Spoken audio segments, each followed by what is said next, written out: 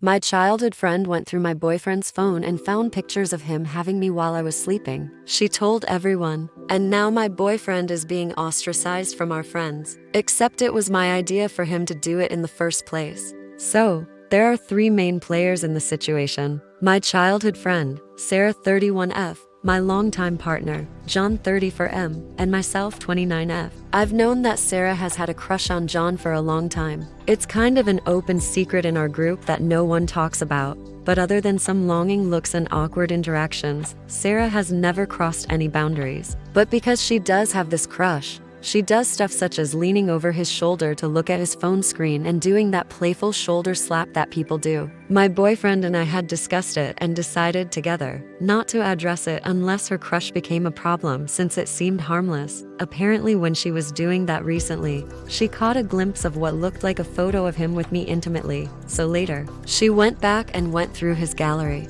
which is full of photos and videos of him doing it with me while I'm sleeping. She took photos with her phone and then went and told everybody except me that my boyfriend is taking advantage of me in my sleep. She apparently showed them her evidence as well. I found this out the next day when another friend messaged me, incredibly concerned. Now people are threatening to go to the cops, trying to stage interventions, and someone even told my dad I'm being abused. But here's the thing, it's my fetish in the first place, not his. He took the photos and videos for me. The day after our sessions, he sends them to me so I can watch them because it's better than porn. But nobody believes me. They're accusing me of protecting my boyfriend and covering for him. I don't know what to do. I'm scared that someone is going to call the police on him. How do I fix my friendships and convince everybody that I'm the one who wanted it? There is no text communication to exonerate my boyfriend, but I do have pages of internet history from my phone full of sleeping fetish fantasy literature. I'm tempted to pull up my internet history and air my dirty laundry to fix this. Please help.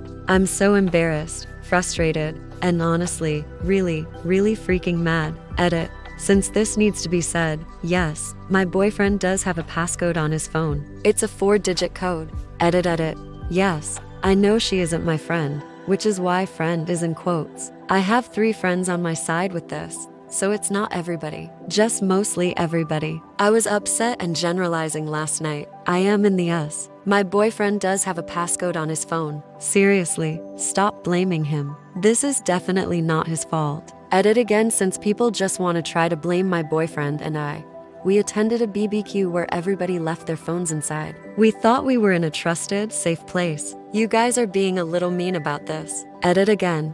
Went to the police and will update when I can. Minor update, I went to the police last night alone. After everything that was said, I was nervous about having John with me, just in case my consent wasn't enough for them. Really, y'all made me nervous. I went in and told the police that pornographic videos of me were taken from my boyfriend's phone by a woman and then distributed around to 24 people. At first, the officer at the window was like, I think that's a crime. Maybe. I've got to call my supervisor. That happened twice before the police were like, okay, this might be a civil suite, but we don't know. We're going to take an information report and send an officer to speak with her to ask her to delete the photos and videos. I gave my report and left. About 15 minutes later, I got a phone call from the local PD. They told me that they thought my boyfriend might be the victim of a sexploitation crime based on my comments. My comments being that Sarah has a vested interest in breaking apart my relationship to sexually pursue John, and this interest was probably the reason she stole the videos in the first place.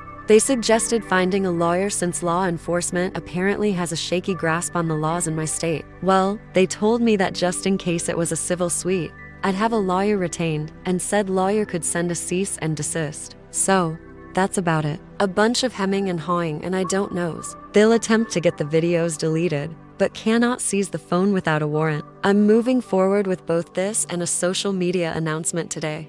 Update: so a couple things have happened in the last few days, and I figured you guys would like to hear what the police finally settled on. First, I'd like to clear up something first. The theft and distribution of this media was, in no way, shape, or form, the fault of my partner. He is just as much a victim of a crime as I am, if not more. This has been an emotionally tumultuous time for him. He is my partner, and my foremost concern here is him. It's honestly absolutely terrible that so many people blamed him for this situation. I spoke to a lawyer, and my dad. The lawyer is my father's friend who is giving me advice for free. If this goes to court, he'll be representing us. Anyways, Monday, I got a call from a very polite female officer asking if both my boyfriend and myself could come into the station to make a criminal report. The first officer to phone me was mistaken. While this does fall under revenge porn, it doesn't fit exploitation. She would have had to actually coerce him into acts for that. In my state, this is only a misdemeanor crime. Fortunately, it's a charge for every image stolen or shared. It also matters that there are two victims. The police spoke to the people whose names I provided, most of which confirmed that Sarah had shared the photos. They'll be taking her phone as evidence, and they'll ensure that the media is 100% destroyed. That all made both me and John happy. But as a lot of people pointed out, this stuff could easily already be on the internet. All of this has been approved by my partner before anyone asked, so I turned around and submitted copyrights for all of it. I spent a boat ton of money copywriting over 100 images and videos. Then I paid for a domain name and made a website. All it says is under construction. Then I registered John and myself on several different pornographic media hosting sites and posted content pending copyrights. Then I posted on Facebook. Recently, someone I consider a friend broke into John's phone and stole images. She then proceeded to share these images amongst some of my closest friends. Not only am I disappointed, hurt, and betrayed, but this person placed John in a very disturbing position, one where he had to defend himself from assault accusations. This person did not come to me with these concerns, deciding that she would rather gossip with others under the guise of concern. Had I actually been assaulted, this person would have been spreading horrible moments of my life to others, taking away my voice as a victim. How horrific, how absolutely monstrous does a person have to be to do something like that? In actuality, this person stole intimate videos that were in no way intended for her. Stolen is the best word for this media because, well, most of you know me as an entrepreneur. I own a small business. I pick up freelance jobs. I dabble in several money-making ventures. None of this is a consistent income, so John and I have been brainstorming on how I could possibly generate a passive income. So we started making media of a relatively popular kink. We had generated enough content to finally build an online following, and then our content was stolen and John's name was dragged through the dirt. Shame on all of you who has participated in this poop flinging and pot stirring. Because of this person and all who participated, I have had to out John and myself as adult content workers. I've had to speak to the police, a lawyer, my goddamn dad. Shame on all of you. From this point on, any person sharing these copyrighted images and videos will personally hear from my lawyer. If anyone has legitimate concerns about my relationship, come to my goddamn face instead of spreading lies behind my back. Thank you. Since then, I've been receiving non-stop calls and messages from people apologizing, asking questions, and unsurprisingly, people are arguing about my expectation of privacy on Facebook.